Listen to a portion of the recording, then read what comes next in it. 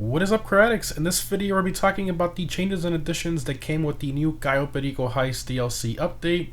I'll leave the link to the Rockstar Newswire and patch notes down below in the pinned comment if you'd like to check it out for yourself. But anyways, let's get started with some of the obvious and major additions, and then work our way to the more detailed stuff. So first off, we have 8 new vehicles on the Warstock website, including the Casaca submarine with the optional normal Sparrow helicopter and the Avisa submarine that are stored inside of it.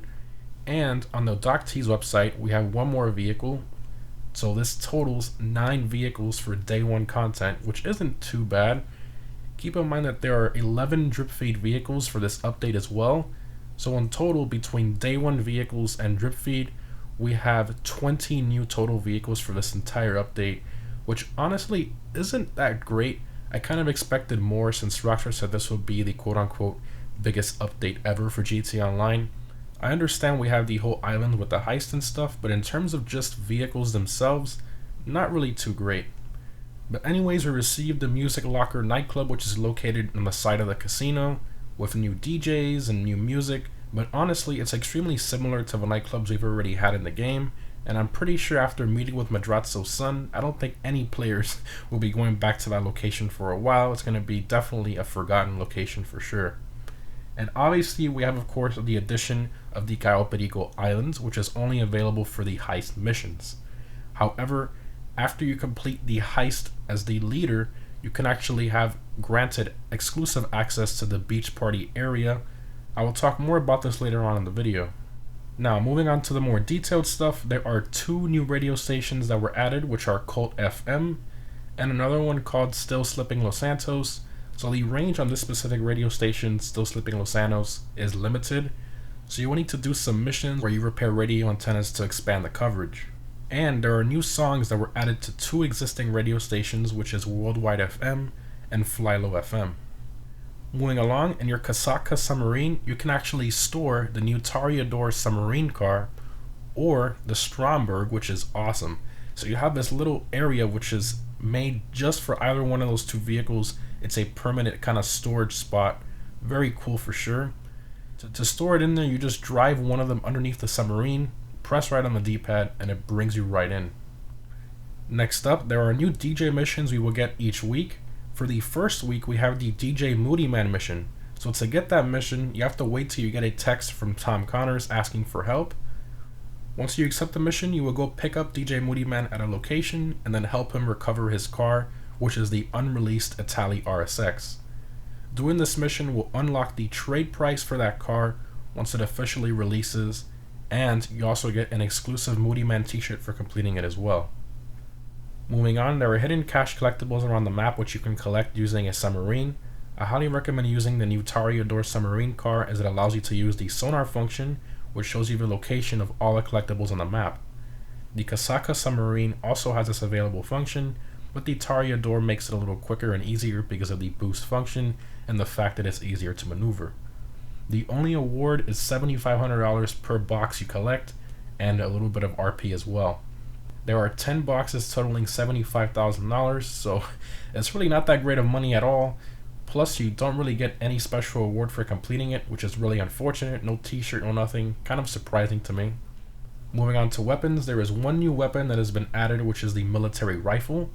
And then there are 2 hidden weapons, which must be found during the Cayo Perico heist to unlock for purchase.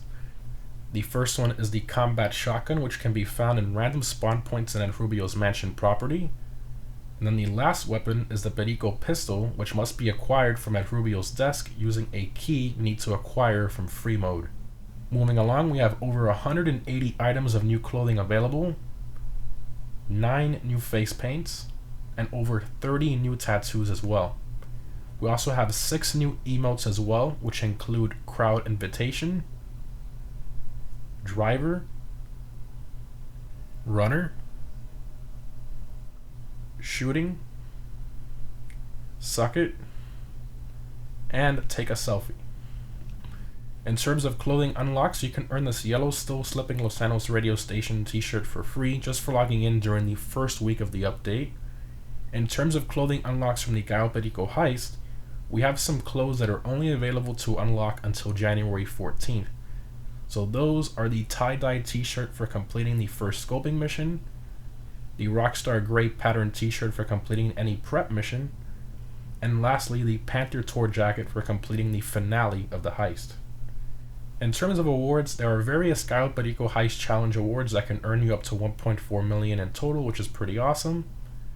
Moving along, for those of you who complete the Cayo Perico Heist finale as a leader, you will be able to return to the island whenever you want by going to the VIP charter jets location here at the main Los Santos airport, and then you will be taken to the island. Unfortunately, you are restricted to the beach party area, but you can invite friends to that as well, which is pretty cool, but again, you're only restricted to that area, which is really sad.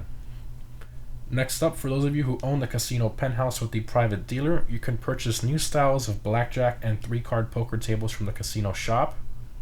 And lastly, they have fixed a lot of little random miscellaneous bugs that players experience when in heist, missions, loading screens, properties, and more as usual. Again, I will leave the link to the full patch notes down below in the pinned comment if you want to see those. I didn't cover every single little change in this video, but I covered most of the major ones. Anyways guys, hope this was helpful. Let me know down below in the comments what your favorite additions / changes were with the Cayo Perico Heist update. Also, what you disliked the most from the update. My personal thing from the update by far that I liked is the drivable Kasarka submarine. I think they knocked it out of the park with that vehicle. They did an amazing job with all the features it has. In terms of things I personally dislike the most, it's definitely the fact that there's no normal way of exploring the entire Cayo Perico Island without the guards constantly bothering you. Overall, I think this update was decent, but definitely not the biggest update ever for GTA Online as Rockstar claimed.